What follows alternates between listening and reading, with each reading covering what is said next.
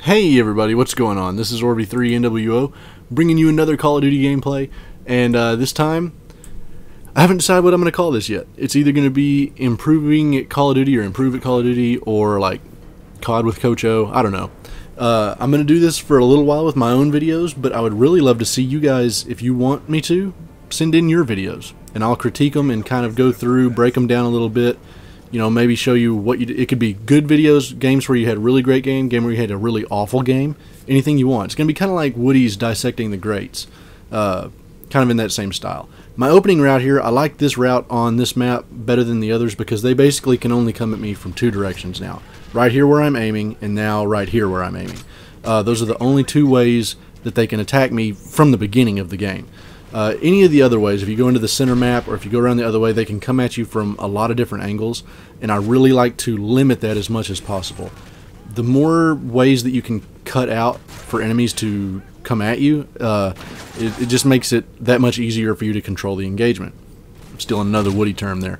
Not much I could have done on that death. I should have seen that guy on the map and probably just sat still. I have a good example later in this same gameplay where I do that and ends up getting me not only 2 kills with my gun, but also my Predator, attack chopper, all the way to Reaper, because I just sat still for a second. Not necessarily camping, but just slowed down. And that's one of the big problems I see with players, with myself or anybody. Modern Warfare 3 is super fast-paced. They did a great job. Everyone asked for that. They did a great job of doing it. But it's like people forgot how to slow down. Everyone is sprinting 24/7, no matter what the game type, always moving, and it's just, we would all benefit a little bit if we would all just slow down, wait a little bit. When you're moving and running and gunning like that, it's really hard to process all the decisions you need to make in a Call of Duty game. Here's an example. I stayed back a little bit, let that guy give me a better shot instead of rushing him. Now I end up dying here by the same guy, which I hope he had a tactical insertion down right here. Because if he didn't, that's a horrible spot. But anyways, coming up here, I start off this game not great, 3-2. You know, it's kind of a crummy game, but turn it around here in just a second, and there's a few things that help me. One, you can see right there, drop shotting. I stayed away from drop shotting for a long time. It's almost essential to do it if you really want to take that next step in your gaming career, whatever you want to call it. It saves you so many times. And the knife, here's another example right there, another drop shot that saved my life. The knife is super powerful, and this is one reason I just ordered a scuff controller, so I'm gonna do a review on that later that'll kind of give you an idea about how you can knife and drop shot. But here's the example of staying still. I know there's guys around, I could rush out, but I wait, and the guy walks right around the corner, never notices me, and there I go again. Sit still. Instead of just running down that hallway like usual, I sit, wait, guys run right past me, I get 2 super easy kills. There's nothing those guys could have done. They had no clue where I was. So that's a big part of it. I'm really bad. I don't know about you guys, but I'm really bad about getting too ahead of myself and just really wanting to get out there. And part of it for me is because I'm trying to get good gameplays for you guys, and I don't want you guys sitting there, oh man, all Orby does is camp. So, you know, I try and move around a lot. But if you're looking for big, high KD games, you really have to just kind of calm down and relax and sit back. Another thing, picking the spots to where you run in to call in your kill streaks. Don't just call them in the middle of the map, especially in Modern Warfare 3 where your kill streaks stack and they'll keep replenishing.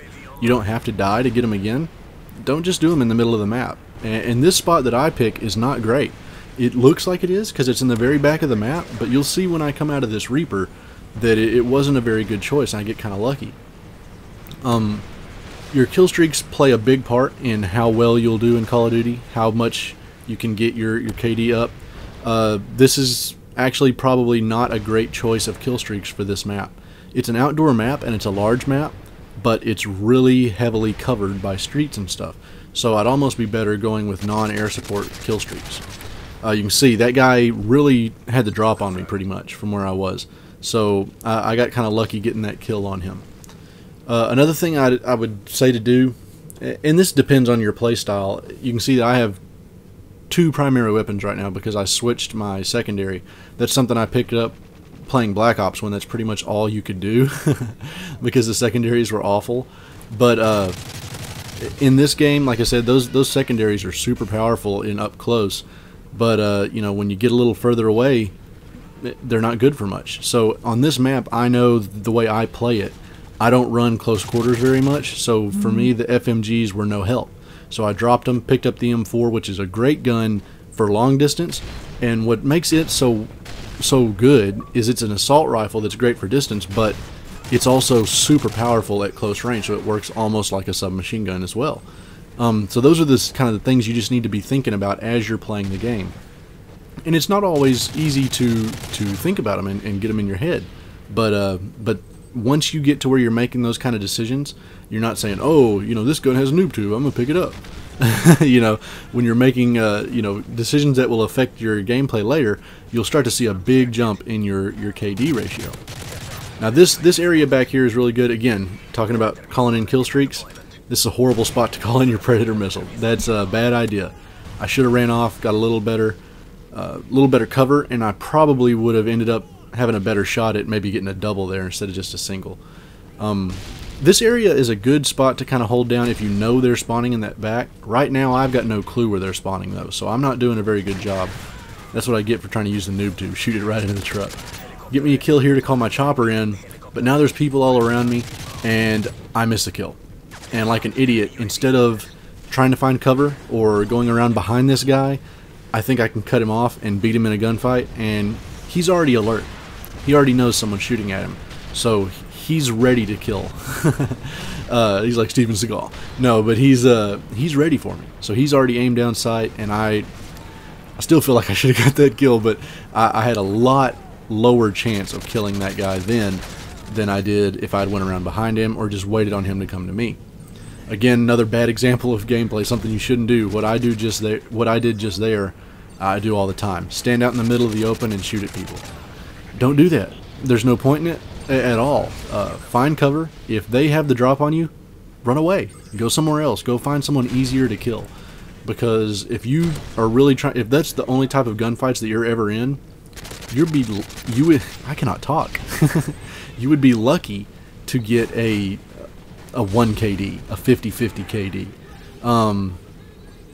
It would be very hard if all the gunfights you were in were long distance, wide open, no cover gunfights with people that have good cover.